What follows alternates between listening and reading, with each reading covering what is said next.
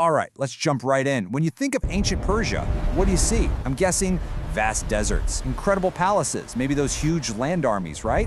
But what if I told you that's only like half the picture?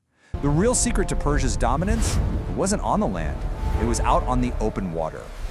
Just let that sink in for a moment. All the stuff that makes a modern superpower's navy tick, global reach, insane logistics, a single command center. What if that entire playbook wasn't dreamed up in the 20th century, but was actually perfected way back in the 5th century BC? So let's just reset what we think we know. We've all got this picture in our heads, right? The Persia of deserts and palaces. But the reality? Whoa, it's so much bigger. We're talking about an oceanic empire, one built on the back of the world's first truly global navy. And that is the story we're diving into. And that really brings us to the main point here. Persia wasn't just some country with a few ships. No, they were the world's first naval superpower. And for some reason, that part of the story, it's been almost completely forgotten. Okay, here's the best way to wrap your head around this, and it's really the core of this whole thing. If the Achaemenid Empire, that's the fancy name for ancient Persia, by the way, was the United States of its day, then the Persian Navy was its U.S. Navy. Simple as that. It was the tool that let them project power across 3 continents. For them, the Mediterranean Sea was basically their Pacific Ocean, a huge playground they needed to own. So where did this all come from? Well, it was the vision of one guy, really, Darius the Great. When he came to power, he looked at his massive empire and he had this huge realization, you can't hold all this together with just roads. No way. If you want real control, real trade, real power, you have to master the seas.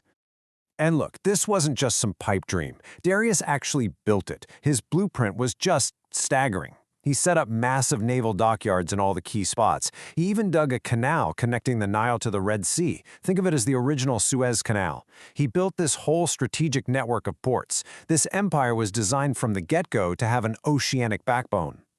And the result of all that work? Check out this number, over 1,200 warships. At its peak, that's what the Persian Navy had.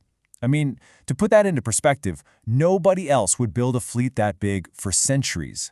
For the ancient world, that number is it's insane. But that number, 1,200, doesn't even begin to tell the whole story. Behind those ships was an entire ecosystem of power. We're talking tens of thousands of Marines, brilliant engineers, the absolute best shipbuilders from places like Phoenicia, Egypt, and Greece, all working on the same team. It was this massive multinational force, the first of its kind, really. And it was all supported by a supply chain that could literally feed and move entire armies. Okay, but a war machine like this runs on one thing, right? Money. Lots of it. Navies are unbelievably expensive. It doesn't matter if they're powered by oars or nuclear reactors. So the big question is, how on earth did Persia pay for all this? Well, they had this brilliantly simple 3-step economic engine. First up, tribute. The lands they conquered, like Egypt and Babylon, they didn't just hand over silver. Nope, they provided the actual ships and sailors. Step 2, logistics. They used the famous Royal Road and safe sea lanes to move all those resources around super efficiently. And third, funding. A standardized gold coin, the Daric, was like the oil for the whole machine. It paid for everything, from the wood for the ships to the salaries for the sailors.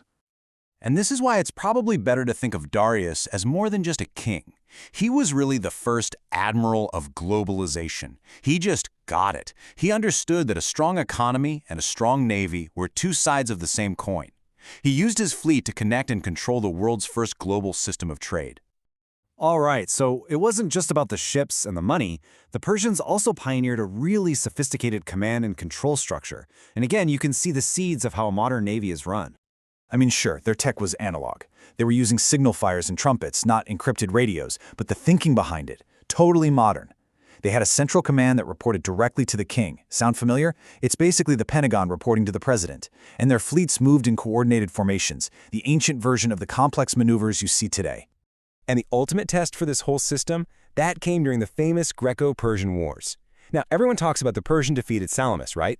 But in doing that, we kind of miss the forest for the trees.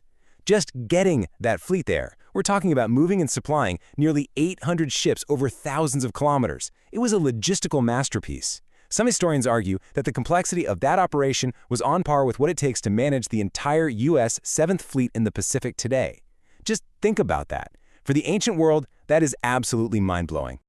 So what happened after Persia? Even after Alexander the Great came along and the empire fell, those naval ideas, they didn't just vanish, not at all.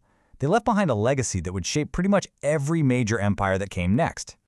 I mean, you can literally draw a straight line. The Greeks, the guys who beat them, they ended up borrowing Persia's logistical models.